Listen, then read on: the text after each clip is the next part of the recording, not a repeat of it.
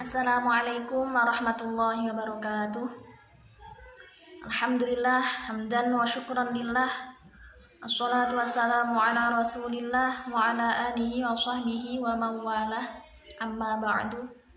Pertama-tama puji syukur kehadirat Allah Subhanahu wa taala yang telah melimpahkan segala nikmat, taufik beserta hidayahnya kepada kita semua. Dan semoga kita semua menjadi hamba yang amat dicintainya. Kedua, sholawat serta salam tetap tercurahkan kepada baginda Nabi Muhammad SAW, yang mana baginda Nabi Muhammad SAW adalah suri tauladan kepada semua umat manusia.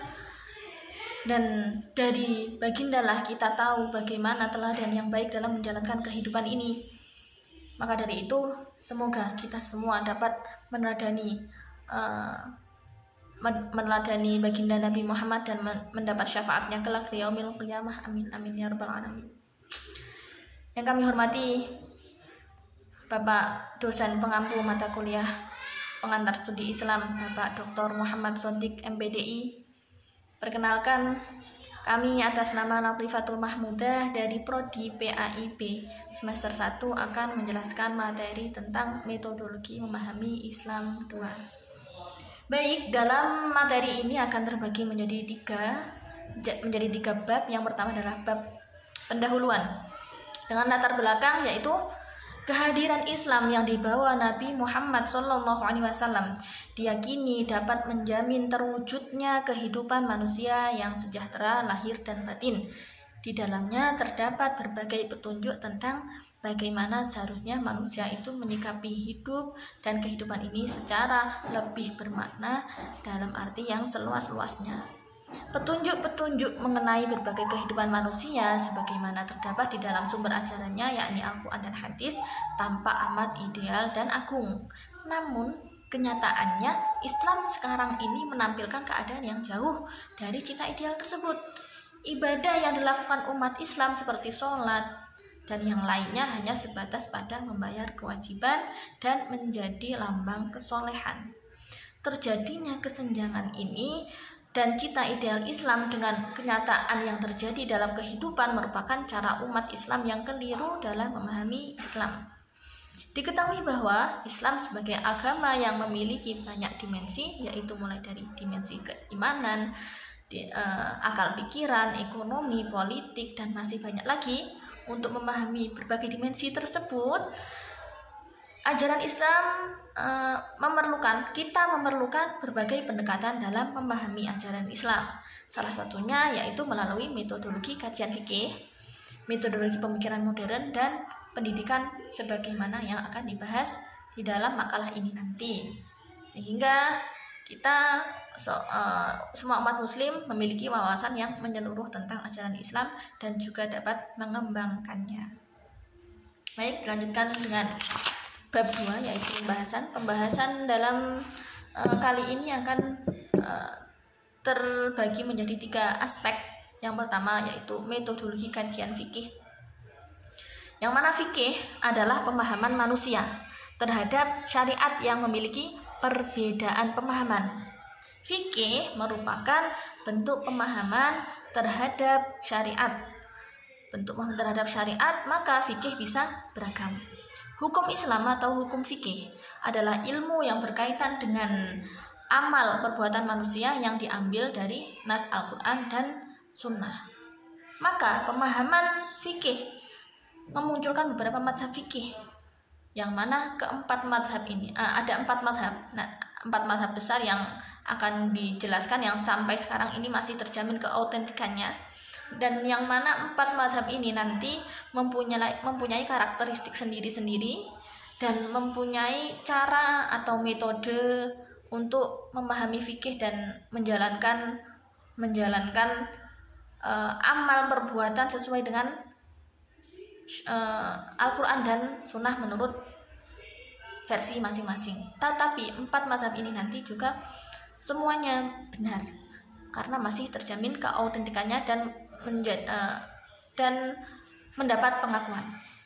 Yang pertama yaitu mazhab Hanafi, yang kedua mazhab Maliki, yang ketiga mazhab Syafi'i, dan yang keempat adalah mazhab Hambali. Lanjutkan yang kedua, yaitu metodologi pemikiran modern. Modernistik yaitu keberislaman yang menggunakan visi modernisme sebagai pola pemikiran dan gerakan. Kerjanya adalah melakukan rekonsiliasi teologis terhadap realitas modern. Modernitas dipandang sebagai sesuatu yang given, terberi, dan masyarakat tinggal menerima tanpa menggugat, apalagi menolak, sehingga keyakinan-keyakinan teologis harus disesuaikan dengan realitas kemodernan. Karakter utama dalam pemikiran ini adalah keharusan berpikir kritis dalam soal-soal kemasyarakatan dan keagamaan, penolakan terhadap sikap jumud dan tradisi. Pada intinya, pemikiran ini berupaya memahami ajaran dan nilai-nilai mendasar dalam Al-Quran dan Sunnah dengan hanya semata-mata mempertimbangkan kondisi dan tantangan masyarakat kontemporer, terutama dalam bidang ilmu pengetahuan dan teknologi, tanpa mempertimbangkan muatan khazanah intelektual Muslim era klasik yang terkait dengan persoalan keagamaan dan kemasyarakatan. Namun, dalam perkembangannya, watak modernisme bermetamorfosis menjadi neomodernis. Jika pemikiran modernisme Islam seakan tak peduli dan tak tertarik pada khazanah intelektualisme klasik atau tradisi-tradisi lokal, neomodernisme adalah pola pemikiran tetap berpandangan bahwa Islam harus dilibatkan dalam pergulatan-pergulatan modern. Akan tetapi, sebagai strategi mengejar tujuan tersebut, tak mesti menghilangkan tradisi keislaman yang telah mapan. Misalnya, model penelitian HR Gibb. HR Gibb ini penelitiannya mengemukakan tentang dasar-dasar dalam pikiran Islam, ketenggangan dalam Islam, dasar-dasar modernisme, agama kaum modern, dan hukum dan masyarakat serta Islam di dunia. Terlihat bahwa model penelitian yang dilakukan Gibb ini merupakan penelitian kepustakaan dengan bahan-bahan yang terdapat dalam sumber-sumber tertulis, khususnya buku-buku yang dihasilkan para penulis sebelumnya. Pendekatan yang digunakan dalam penelitiannya ini adalah pendekatan filosofis historis, yaitu penelitian yang menekankan pada upaya untuk menarik nilai-nilai universal yang didasarkan pada informasi yang terdapat dalam kitab suci dan didukung oleh kebenaran sejarah. Kemudian yang C, aspek yang ketiga, yaitu metodologi pendidikan Islam. Dari segi bahasa, pendidikan dapat diartikan sebagai perbuatan mendidik maksudnya, dan berarti pengetahuan tentang mendidik atau pemeliharaan badan, batin, dan sebagainya. Pendidikan merupakan usaha atau proses yang ditujukan untuk membina kualitas sumber daya manusia seluruhnya agar ia dapat melakukan perannya dalam kehidupan secara fungsional dan optimal. Adapun pengertian Islam berasal dari bahasa Arab aslama, yuslimu islaman, yang berarti berserah diri, patuh, dan tunduk. Kata aslama tersebut pada mulanya berasal dari salimah yang berarti selamat, sentosa, dan damai. Secara harfiah, Islam diartikan patuh, tunduk, berserah diri untuk mencapai keselamatan. Jadi, pendidikan Islam artinya upaya membimbing, mengarahkan, dan membina peserta didik yang dilakukan secara sadar dan terencana agar terbina suatu kepribadian yang utama sesuai dengan nilai-nilai ajaran Islam. Penelitian ilmu pendidikan Islam dapat diarahkan pada aspek-aspek yang terkandung dalam pendidikan tersebut. Yang pertama adalah parental esensialis salafi, yaitu merupakan model gabungan dari pemikiran tekstualis salafi dan aliran filsafat pendidikan parenialisme dan esensialisme. Penggabungan tekstualis salafi dengan parental dan esensialis karena wataknya yang sama-sama regresif dan konservatif, yakni pemikiran yang menghendaki kembali pada jiwa yang menguasai era kenabian dan sahabat, karena peradaban era itu dianggap telah tersiviliasi. Oleh karena itu perlu dijunjung tinggi dan dilestarikan keberadaannya hingga sekarang.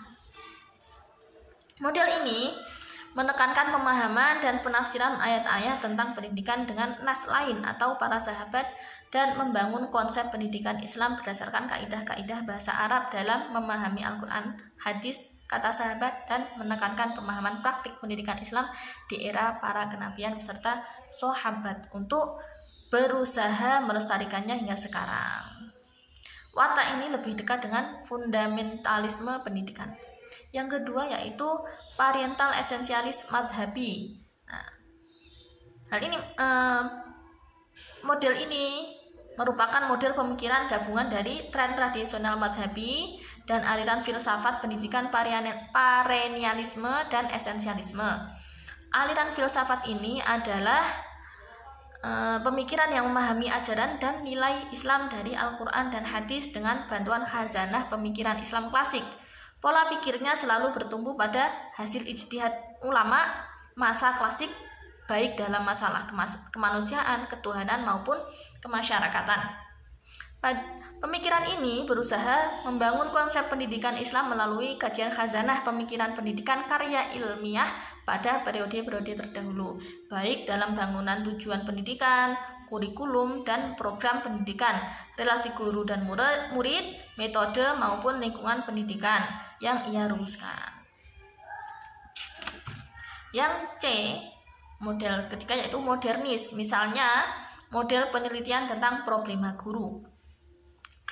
Dalam usaha memecahkan problema guru, Himpunan Pendidikan Nasional atau National Education Association di Amerika Serikat pernah mengadakan penelitian tentang problema yang dihadapi guru secara nasional pada tahun 1968. Prosedur yang dilakukan penelitian tersebut dilakukan dengan cara pengumpulan data yang dilakukan oleh bagian Himpunan Pendidikan Nasional Penelitian melalui survei pendidikan umum guru pada musim semi tahun 1968 di kalangan guru-guru sekolah negeri yang dijadikan sampel secara nasional.